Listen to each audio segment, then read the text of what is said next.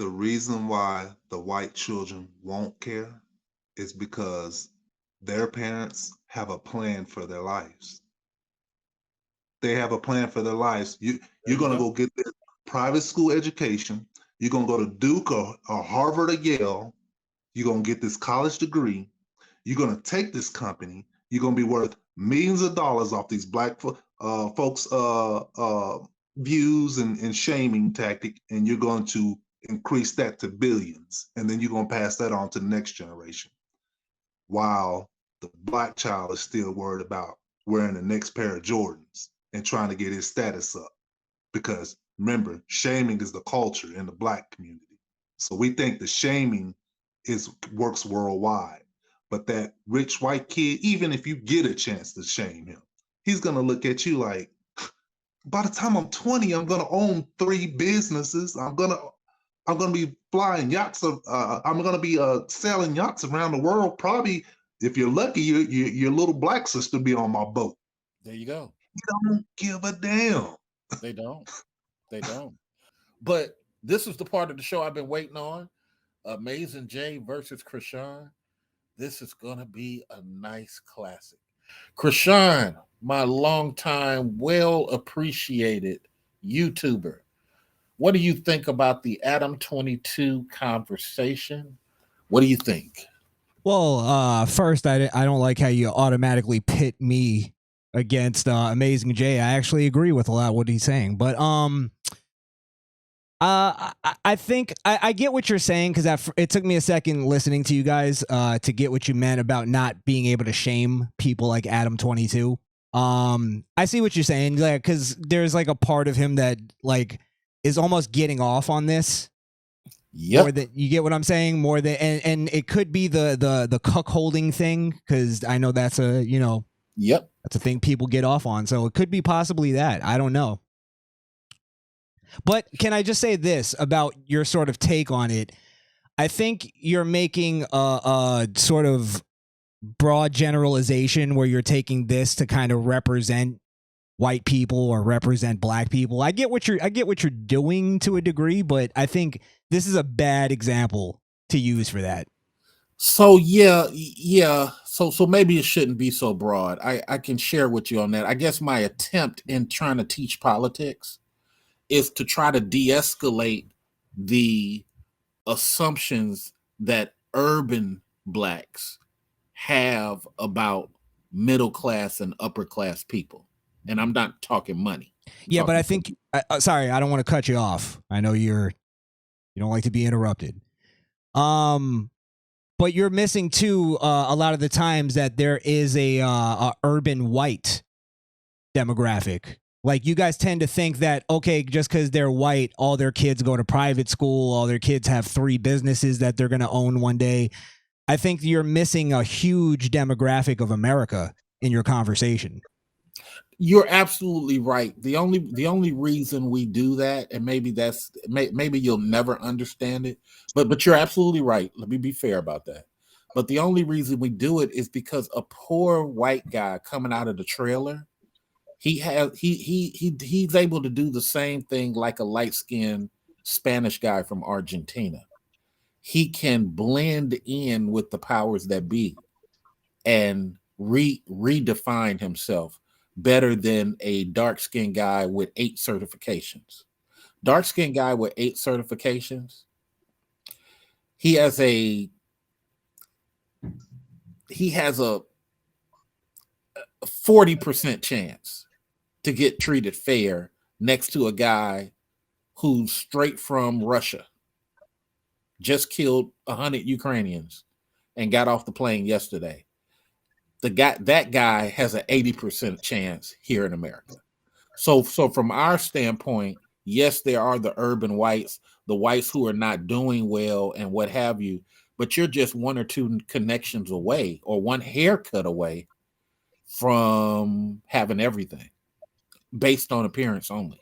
I know it's not fair because you've actually taught me that your lived experience is not like that. But I'm just saying there's a big percentage that it happens like that. I'll never forget, and I hate anecdotals, but I had 3 certifications one time back when I first got first moved to Seattle. White guy on a skateboard, never even drove a forklift, and this was a warehouse position.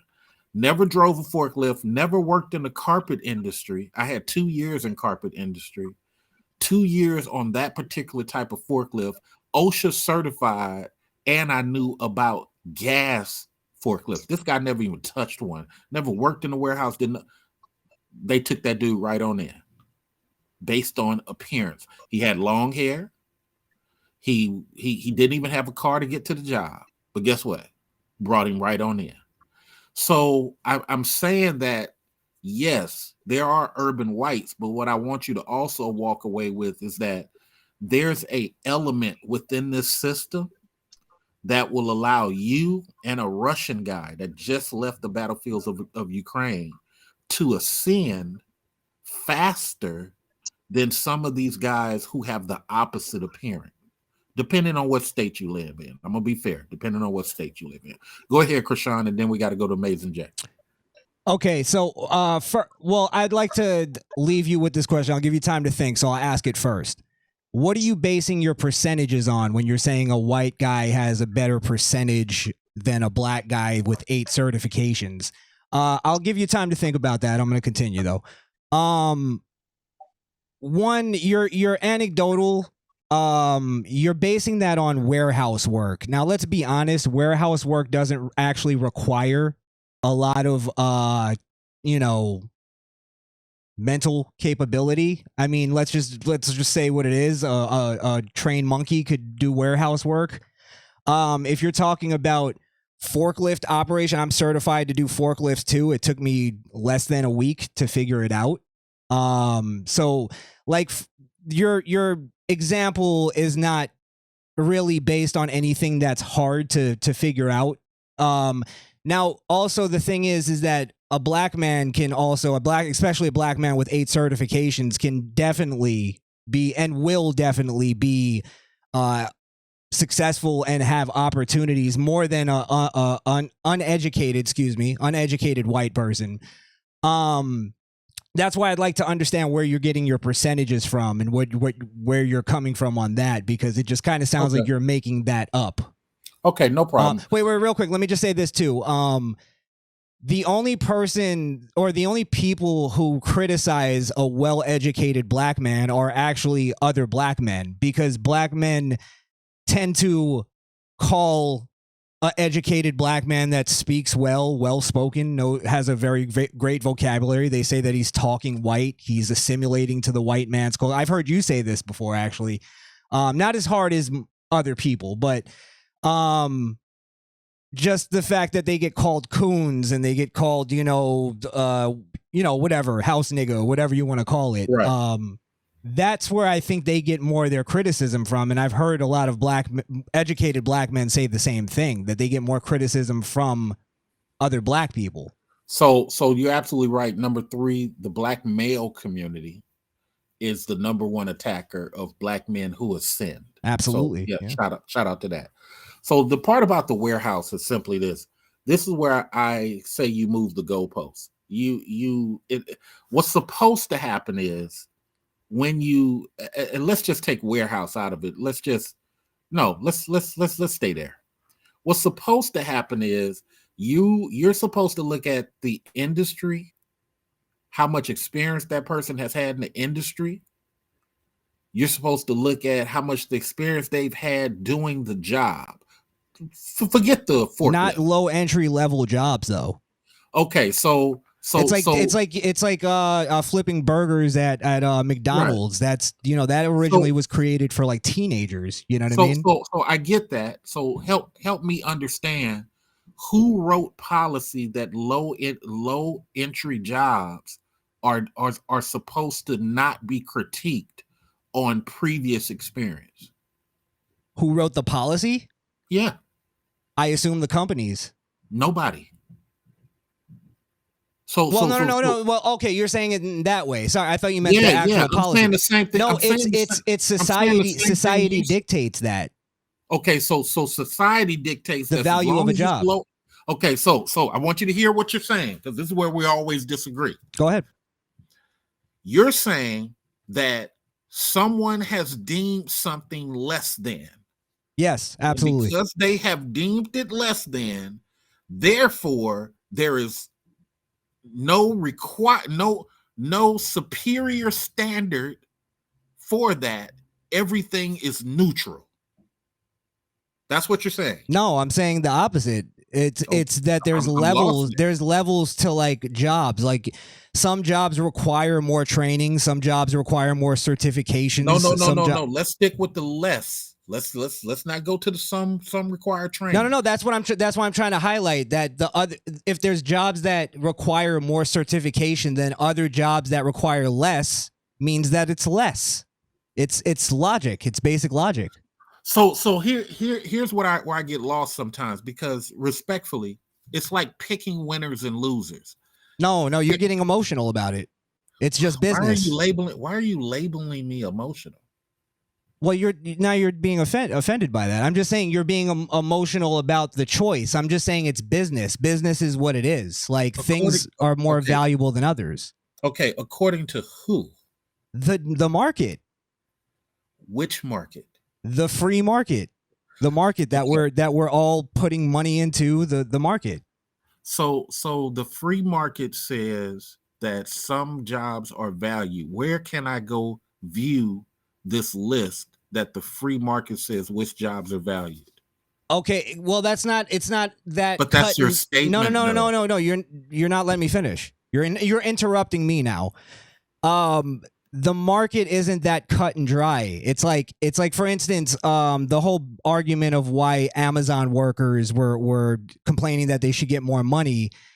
At the end of the day, Amazon could just fire all those people and hire more people to do the same exact job. It doesn't take that much to figure out how to package stuff that goes out. Like it, you get what I'm saying? Like, are you saying that a doctor or an engineer has the same level of value as somebody who's flipping burgers at Burger King? Okay, let's use an engineer or a doctor. Okay. Engineers and doctors have to have track records of success. Okay. They right. Can't just go off of degrees. Right. Okay. So when you introduce those type of things, you can't a computer tech guy does not need a degree, nor does he need a track record. He needs to successfully pass the interview. That's it. No, he needs to have a talent for computer tech. He needs to know how to code. He needs to know how to do something. Nope, that's where you're incorrect. I have been working in IT since the days of Atari, sir. You're incorrect. There are guys who come into the tech field, don't know shit. But what do they do? What is their job? They know how to pass an interview, and then they get trained by other people thereafter. But what is their job? What are they learning to do? It doesn't matter what they're learning. No, it does. It does matter, because we're talking about the value of a job. Like, what's the job? So, what are you getting like frustrated for? We just started talking. Because you keep moving the goalpost. I'm not moving. You're setting the goalpost. I'm arguing on your parameters. Like, we're talking about the value of a job. If you want to say that somebody who flips burgers at Burger King is just as valuable, their job is just as valuable as a doctor or an engineer or something, like, fine. If that's what you believe, that's fine. Like, yeah, I just don't believe that. I think what you're saying is the guy that flips burgers at the Burger King, the guy with 13 years of experience, is the same as the guy who never flipped, correct? No, I'm saying no. That's why people get raises and there's tenure at jobs. Like, there's seniority at jobs. Like, somebody two guys apply. Okay. Yesterday. Okay. See, now you're moving the goalpost, because you just said somebody who was working there for 20 years compared to somebody who just got there. I'm trying to make something specific, because you keep saying you want more specificity, and it depends on the job. Okay, then base it on the same parameters. It's a guy who has more experience and a guy who has less experience. The guy who has more experience is more valuable than the guy who has less experience. Two guys apply for a position. Okay. One guy has 13 years of flipping burgers. One guy has never flipped burgers before. I'm saying that when it comes to who should get that position, the percentages are more for the guy with 13 years versus the guy who has none. What do you say? Maybe depending on what the 13 years of experience is. He could be a 13-year fuck up that never learned anything. That's why he's still flipping burgers at Burger King and is not a chef.